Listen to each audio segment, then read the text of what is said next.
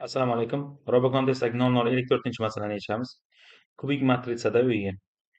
Masalan, shartni o'qiymiz. Dasturlashni endigina o'rganayotgan Hasan va Husan o'yin o'ynashmoqda. Ularda n, ya'ni 3 o'lchamli kubik matritsa mavjud.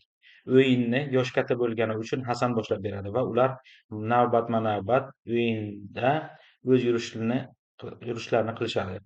O'yin sharti quyidagicha: navbat kelgan o'yinchi kubik matritsadan ixtiyoriy band bo'lmagan yacheykani tanlaydi va u yerga o'zining belgisini joylashtiradi.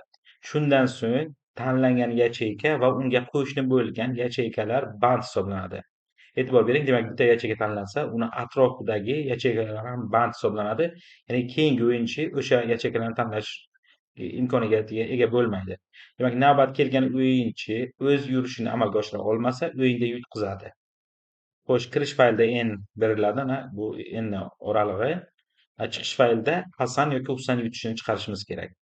Endi e'tibor bering, bitta yacheyka belgilansa, undan keyingilar ham band hisoblansa, demak, demak har bitta tashlab keyingisiga qo'yish mumkin. Ya'ni ikkiga karralmasligini tekshiriladi bu yerda. Shuning uchun e'tibor bersak, ana hatto qonuniyatni ham ana bundan ham ko'rsak bo'ladi. Agar ikkiga karrali bo'lsa, e'tibor bering, Husan yutadi. Ikkiga karrali bo'lmasa-chi, Hasan yutadi. Chunki bitta tashlab bitta keyingisini tanlayveriladi. 3 ta yo'nalishda bo'lsa ham farqi yo'q. 3 ta yo'nalish, 3 ta o'lchamda davom etaveradi u. Bitta tashlab keyingisi belgilanadi. Bitta tashlab keyingisi belgilanadi. Ya'ni bu yerda asosiy son 2, e'tibor bering. 3 o'lchamda bo'lsa ham. Demak, 2 ga karramasligini tekshiriladi xolos. Demak, bu masalaning sharti va algoritmi edi. Keling endi shu masalani C# da yechaylik. Visual Studio'da C# tilida proyekt hosil qilib olamiz. Qayerga saqlash kerakligini ko'rsatib, create'ni bosamiz.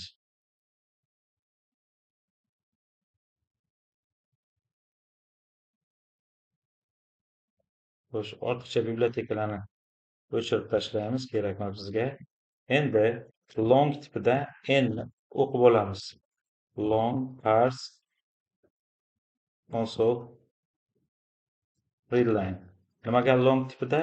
Chunki int tipiga sig'maydi, ana 19 xonali son bu. Xo'sh, keyin nima dedik? Demak, string natija Hasan bo'lsin. Xo'sh, agar deymiz n qachon Husan bo'ladi dedik endi? Hozir bu Hasan bo'lsa, demak toq deb o'ylaymiz. Demak, juft bo'lganda Husanga o'zgartiramiz. Demak, n 2 ga bo'lganda qoldi 0 bo'lsa, ya'ni juft bo'lsa, natijani Husan qilib qo'yamiz. Va ekranga console writeline bilan natijani chiqaramiz. Buni tekshirib ko'ramiz. Mana 2 da Husan, 7 da Hasan. 2 ni kiritamiz, Husan to'g'ri. 7 ni endi kiritamiz. 7 Hasan to'g'ri. Endi buni olib baholash uchun yuboramiz. Va bu yerdan C# monomas, C# qani ana buni tanlab yuborishni bosamiz va hamma testlardan o'tishni kutamiz ana bu yerdan.